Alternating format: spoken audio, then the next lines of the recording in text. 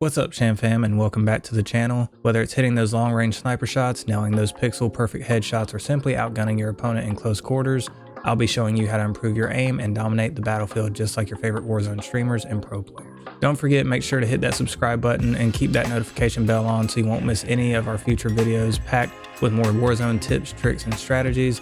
Now, without further ado, let's dive into the secrets of aiming like a Warzone pro. Now guys, if you want to level up your aim and be hitting shots like the pros and the streamers on Warzone, first you got to make sure your settings are correct. The first setting we're going to look at is your horizontal and vertical stick sensitivity. I currently run 6.6 and a 1 ADS multiplier. If you are having trouble missing shots from range, I would recommend dropping this down to as low as 0.75 or anywhere in between 1 and 0.75. All this means is whatever your multiplier is, you multiply that number by your stick sensitivity, and it tells you what your aim down sight sensitivity is. So right now mine is 6 times 1, so when I aim down sights, it's the exact same as when I'm hip firing. So if I do 0.75 times 6, my aim down sight sensitivity will be 4.5. But I highly recommend, if you're having trouble connecting your shots from long range and keeping your aim on the target, dropping this down just to experiment to see how it feels when you aim down sights. Alright, now the really important part, the thing that's going to help you the most, and the thing that all the streamers and pros know how to abuse, so you need to learn how to do it too. We're going to jump over to the advanced tab, and you want to make sure your target aim assist is turned on, your aim assist type is turned to default, and your aim response curve is set to dynamic. The aim assist type as default with a dynamic response curve will give you the strongest aim assist that there is currently, and let's face it, if you're not using aim assist, then you're just handicapped. You're going to want to change your ADS sensitivity transition timing to instant. Now this is the part that confuses a lot of people. They see a lot of videos just tell them to drop their left stick and right stick minimum dead zone all the way down to 0. Please don't do that. So each controller is different, and yours may have a different dead zone it needs to sit at. Essentially what you want to look for is you want to lower these as far down and as close to 0 as possible without having stick drift. The minute you have stick drift is the minute you'll start missing shots. You can experiment by going in game and dropping this down 1 at a time, 2 at a time, whatever you're comfortable with doing, and then not touching your controller and just letting it sit idle. And if you have stick drift, then you need to raise it back up some. Lastly, make sure that your gyro aiming settings are all turned off. They can affect your aim assist. If you guys are having trouble hitting long range shots because of visual recoil in Warzone, don't fret, you're not alone, but I have a couple settings that will help you out. So we're going to jump over to our graphic settings, head over to quality first and foremost, and you're going to go all the way down to the bottom. You're going to want to make sure you turn off depth of field, world motion blur, weapon motion blur. Then we're going to jump over to view and make sure our field of view is anywhere between 110 and 120. We're going to want to make sure our ADS field of view is set to affected, our weapon field of view is set to wide. Lastly, you want to go down to your camera settings here and make sure your first person camera movement is turned to least 50%. Moving on to our next tip. Do you feel like you're struggling to track and trace your targets when they're moving left to right, jumping around trying to dodge you? Well, your favorite Warzone pros and streamers are all abusing this one trick. Now guys, when you're aimed down sights and you're wanting to track them, all you're going to want to do is something really simple. You're going to want to move your left analog stick, and you're going to want to strafe left or right while you're trying to track them with your right analog stick. This is going to help increase the amount of aim assist you're getting and help you be more precise. Now this is something that's very small, that can make a huge impact in your game that a lot of your favorite Warzone streamers are doing, and this is how they can hit such long range accurate shots. It's not a Cronus, it's no hacks, it's nothing magical. The aim assist is so broken on this game that if you just strafe a little bit left and right, it will help keep your aim assist engaged and on the target for longer periods of time and help you be more accurate. Guys, if you've learned something thus far and you're ready to take your Warzone skills to the next level, make sure you're subscribing to the channel as well as my Twitch. I do try to stream 2 to 3 times a week. Feel free to drop by, see some live gameplay, ask me some questions, and I'll be sure to help you out. All right, guys, for this next tip, it's not very complex, but a lot of players have just never really seen it broken down for them to understand. So what I call this is your analog sweet spot.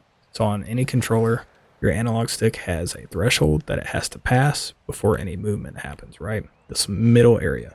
So before I can go up, it has to sit in this middle spot and go up. It can't just immediately go down, left, right like a mouse can, okay? So when controlling recoil in Warzone, it's comparably not as crazy as controlling it on like a game like Rainbow Six Siege. So what you're going to be doing is, instead of trying to correct the recoil by drastically pulling down or, trying to recorrect and overcorrect your aim on a target, you're just going to slightly pull down. Now, each controller may be a little different with your dead zone and your settings. However, Take this M4 for example, it's going to have a lot of horizontal and vertical recoil, so let's watch it without me controlling it. Okay, jumps up pretty bad, right? So now we're gonna ADS, and I'm gonna slightly pull down, right? It's not gonna be crazy, just a slight pull down. Now you can see it still goes left and right. I have no attachments on this gun, so I can't build it out for horizontal recoil right now, but just to give you an example, you don't have to overcorrect. You just have to find that sweet spot on your analog stick and barely pull down.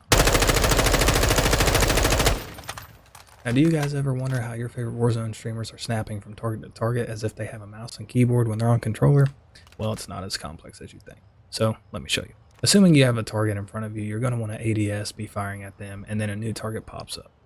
All you're going to do is simply un-ADS, move your analog stick in the general direction of that target, and then ADS once more. Now you see a very extreme version of this in the CDL where people do what's called crack aiming, where they're constantly tapping the left trigger over and over so that their aim assist is constantly being engaged. That way when a target does present itself, their aim assist is immediately snapping to that target and doing a lot of the heavy lifting for you. Now I'm not here to say aim assist isn't OP, but if you want to compete and play like your favorite streamers and start dominating lobbies, then this is something you need to know. Now that alone leads us into our next tip, crosshair placement. All these things I've been showing you don't help you as much unless you're also doing crosshair placement. It's something that takes practice, especially on a controller. I feel like it's been harder to learn for a lot of people. However, all this means is you need to be keeping your crosshairs where you think the enemy is going to be as you round the corner, when you're walking around the map, when you're jumping, all of it. This is something you unconsciously do when you start to get better at the game. When you're running around, you may want to keep your aim, where you think they're going to be, head, chest height. And for more advanced players, if you think they're going to be prone or drop shotting, you may, look low. But a lot of these tips you need to combine with crosshair placement in order to be very successful.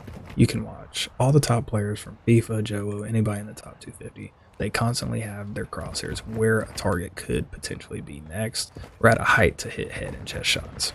Keep that in mind and make that something you consciously practice as you're running around the map, whether it be in multiplayer, Warzone, etc. If you're wondering how pros build their guns out so that they're comfortable from close and long range and never miss a shot, let me break that down for you as well. So when you're looking at your Warzone class, obviously you're going to want to choose an SMG and a rifle or a long range gun of some sort. I'm just going to break down the little tricks that we have here with this rifle.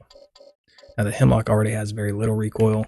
However, when you go into tuning of the scope that you choose, generally the AIM OP4 and the SZ Recharge have very little visual recoil. But just to give you an example, if you're struggling hitting those shots from long range, you can tune it and drop this down to close, drop this down for ADS speed just to give you a little boost when you're aiming down sights. Then we're going to go into the range here. And you can see it's a little snappier with that ADS speed. And your sight picture is that much more clear when you've tuned it for close. If you like a smaller target and a little bit less visual recoil that's minimal, you can tune it to be far away.